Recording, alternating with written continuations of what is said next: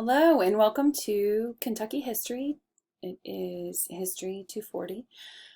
We are talking about Chapter 3 today, Colonial Kentucky. Here's a list of some things we are going to go over. I have a bigger list that we're going to dive a little deeper into later. And of course, our book is a new History of Kentucky. It's a wonderful book. Okay. All right, let's go ahead and get started. First of all, in 1783, there was a Treaty of Paris where the U.S. becomes a country with the Revolutionary War ending. Then they talk about Kentucky becoming a colony, and then Kentucky really wanted to become a state, and they were very, very angry. You're going to see when we talk a little deeper. They just kept putting them off, and they were like ready to secede. So they wanted to become a state. Later on, we'll find out that they do become a state on June 1st, 1792, and they are the 15th state in the United States. We're going to talk a little bit about Kentucky geography. There's the Cumberland Plateau, the Bluegrass area, Pennyrile, Western Coalfields, and the Mississippi Embayment. Okay, I just kind of shortened it. We're going to talk about the moonbow. Coffles. Coffles are awful. Coffles are, they are horribly uncomfortable metal contraptions to hold slaves together and chain them together. And we're going to take a look at what they look like and that sort of thing. Let me go ahead and just turn my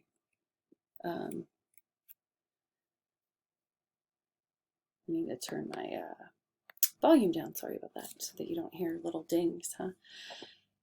We're going to talk about John Filson. He was a writer and a map maker, and he actually wrote a book. He actually wrote about Daniel Boone. He wrote several books about the history of Kentucky. You'll see in your chapter. What natural resources did Kentucky have? They had salt, coal, maple sugar, I was trying to think there was another, but it's maybe in your book, but those are the major ones.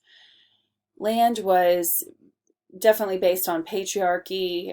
Land was really important to own to the Europeans simply because you had no say in government. You didn't have any power if you didn't have land. Okay, so, we talked about in class, I'm pretty sure that only the firstborn were the ones who inherited all the land, and the second, third, fourth, fifth son, 10th son, 12th son had to either go into a monastery. Now, this is only the elite and the wealthy. Okay, monasteries and convents were only for the elite for a really long time, okay? Not just anybody could be in them because you're taught to read, you're fed, you're supported by the church. So there's a lot of money involved. And then, your popes would come from these powerful families, all right? Maybe not the most pious person, surely at the beginning, but a lot of times maybe the wealthiest families, and that didn't always turn out so great.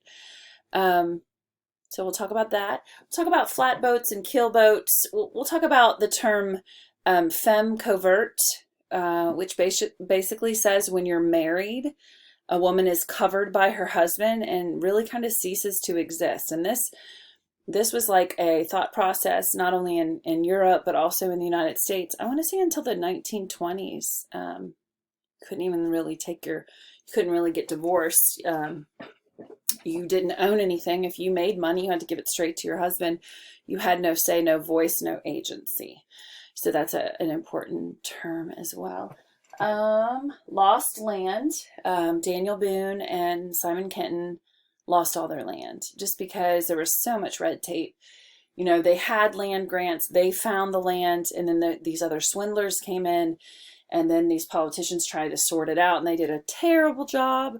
And it was just really sad because Daniel Boone was just such a significant part of Kentucky, and he ended up dying in St. Louis with no land at all from Kentucky. He's buried there in St. Louis. He lived with his son. And let's see. We're going to talk about some unlicensed Baptists. They refused to be licensed in the state of Virginia, so all these unlicensed Baptists kind of moved to Kentucky, kind of renegade religious. A little scary, okay? They wouldn't follow the rules in Virginia of how to be licensed pastors of the Baptist church, so they decided to just move and do what they wanted, okay? So there's that. There were some Catholics that moved, but for a really long time, you're going to see in Kentucky history that Catholics were really treated poorly, like significantly poorly. Like if you were a politician and you were Catholic, you weren't going to win, okay? And they were really treated poorly in Kentucky for quite some time. All right.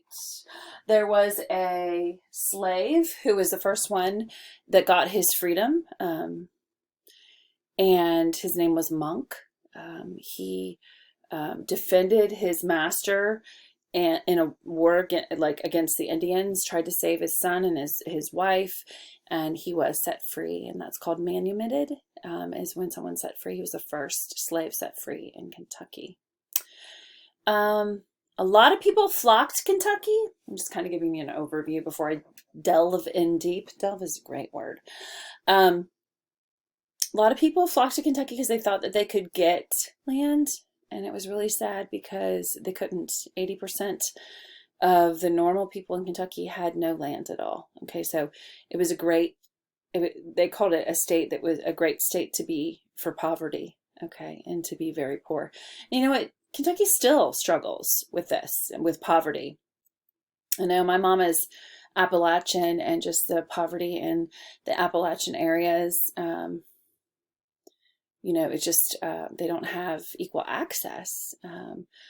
Definitely the inner cities as well. So just a lot of poverty Kentucky started with, and just still something that Kentucky faces today. Okay, I think I hit the big things. So we'll go ahead and get started. The first thing I want to show you, all right, is I want to show you, hello, it's not letting me. It is recording. I want it to do this. Whoa, okay, I didn't want it to do that. I wanted it to show me at the same time. Okay, so here's bigger. Okay, so hopefully we can see this. Okay, so here's the Kentucky geography we had talked about. You have, that's kind of not, you can't see that very well. I'm sorry. I thought I found a good one, and apparently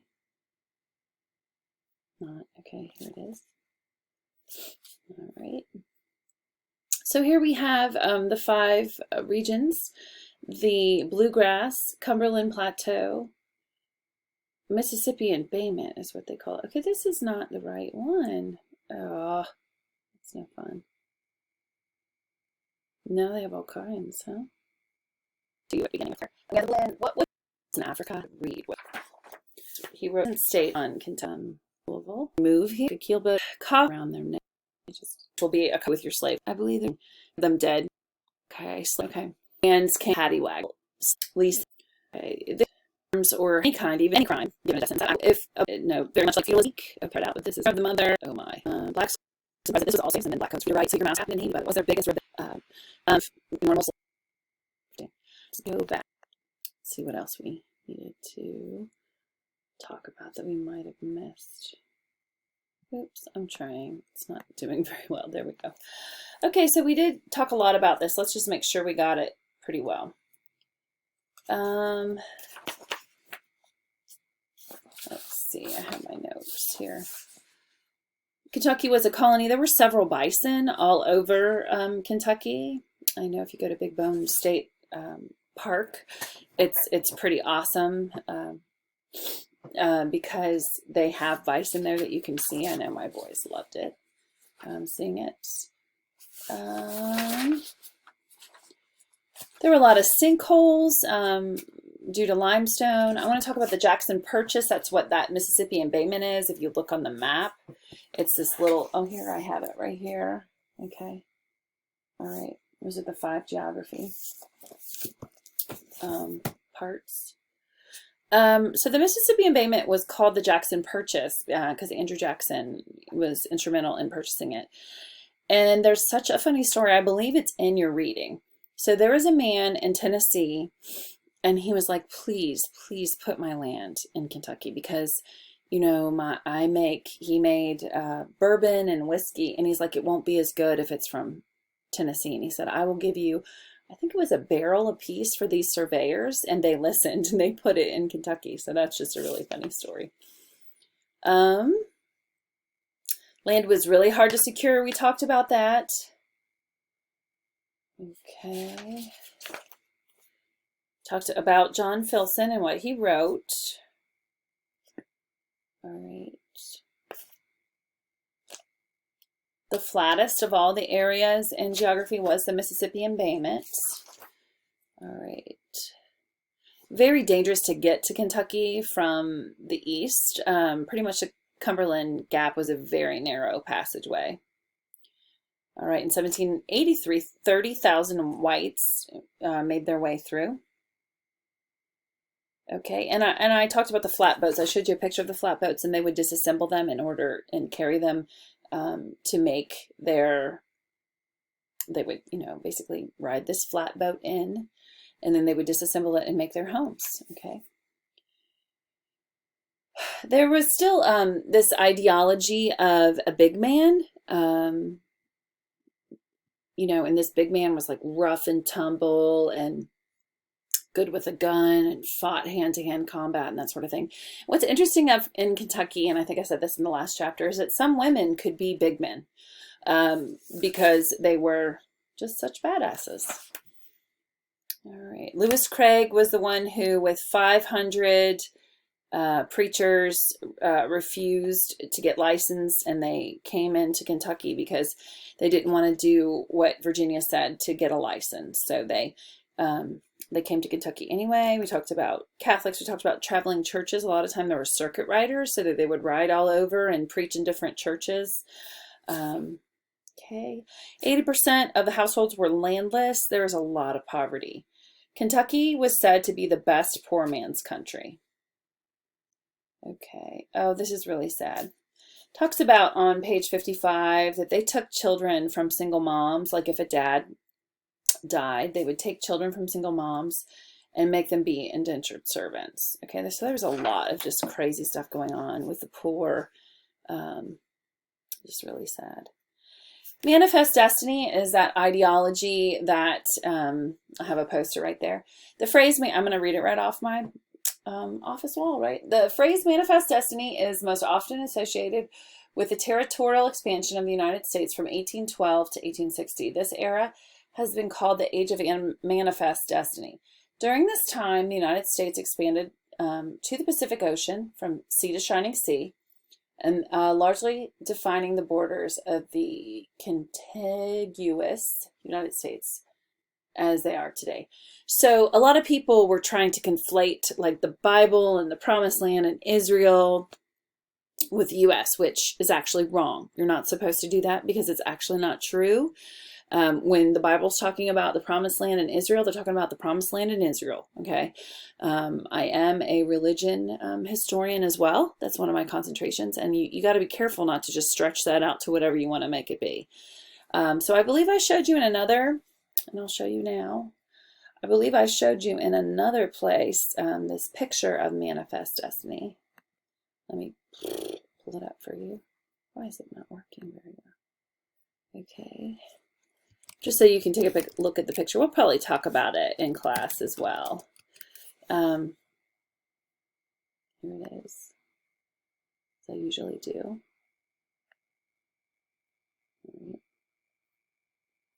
So you can take a look here. So it looks like an angel, and all there's this light behind her. And here's the Europeans and bringing all this technology. She has a telegraph cord.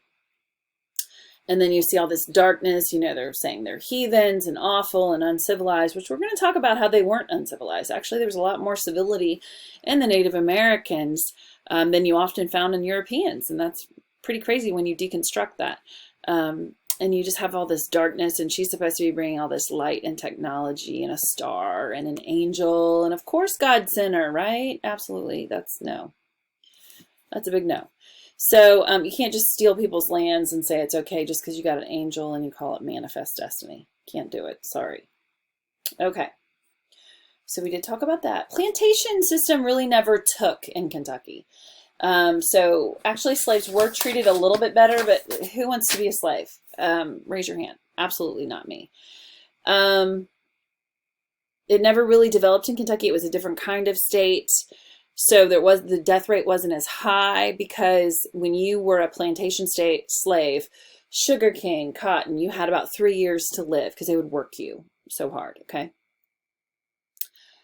A lot of times slaves were forced to fight Indians, and I think this is where we come upon Monk, who was a most famous slave in Kentucky. He played a central role in the Battle of Little Mountain. Estelle and fellow white settlers tried to recover Monk, who had been captured during a Wyandotte attack at Estelle's station. He escaped and carried an injured man back to the station. So he did some great heroic feat, and then he was manumitted. So he was the first man manumitted ever, first black slave manumitted in Kentucky. Manumit means that they were freed of their slaves. So he was given his freedom, but he risked his life. He tried to save his master's family. He was taken over by slaves. He saved somebody. He saved someone, carried them all the way back. So getting your freedom really was not going to happen unless you did something great. And even if you did something great, doesn't mean they're going to give you your freedom. In 1670 is when they said any slave baby is a slave. And we talked about how that is just really kind of put a nail in the casket of why U.S. slavery was so different. Because in Native American culture, no child was born into slavery. And much of world history, slavery, not true. And that didn't happen. That was just something that was sinister, that was really kind of from the U.S. We talked about slave codes. I showed you some. All right. I want to talk about two political parties that were found in Kentucky. One was called the Court Party, and one was called the Country Party. And those were the two main parties in Kentucky politics at the beginning. We talked about indentured servants and class. I also have a video on U.S. slavery, and it includes indentured servants. Oh, I wanted to talk about Monk, that slave that was released and set free because he was a hero. He became a Baptist minister for the rest of his life. Pretty cool. All right, we talked about the Coffles. There's pictures in your book. Just really awful. Slave handcuffs and chains, so uncomfortable. Sometimes you slept in them.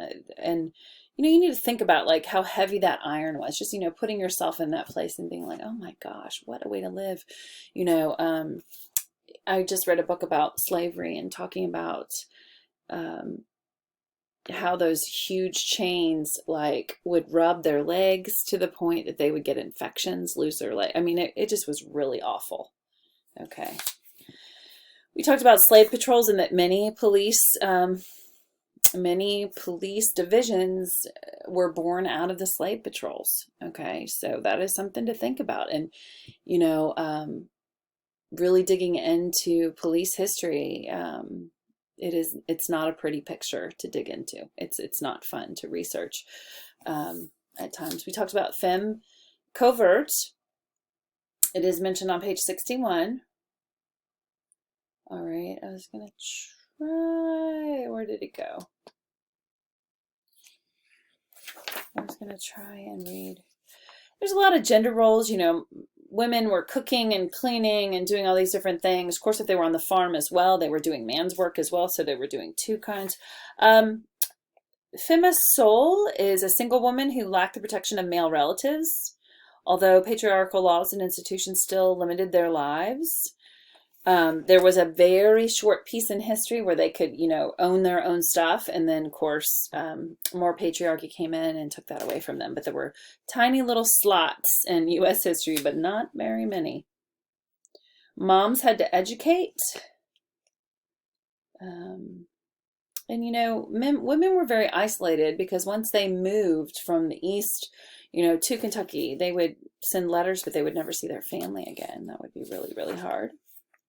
We talked about statehood. Let's see. And they were so mad. They were trying really hard to be a state. I'm pretty sure they were really unhappy with Virginia because Virginia just did not want to let go. Okay, so on page 66 is where you have, they were furious because the Confederation Congress delayed consideration of their statehood petition for the new constitutional government. Some men demanded immediate secession from the United States. That's not going to be the last time that Kentucky almost secedes from the Union, okay? Mark my words. And look for Aaron Burr, okay? That's just crazy. We are the 15th state, June 1st, 1792. Then there's all this stuff at the end of the chapter talking about vanishing Indians and they're not here any longer and all this different stuff. And it was really just propaganda to get more people to come. They didn't vanish. They were integrated into society and not well, by the way. Especially if you were a woman and you had children, you were looked at as dirty and gross and like unclean and all this crazy stuff.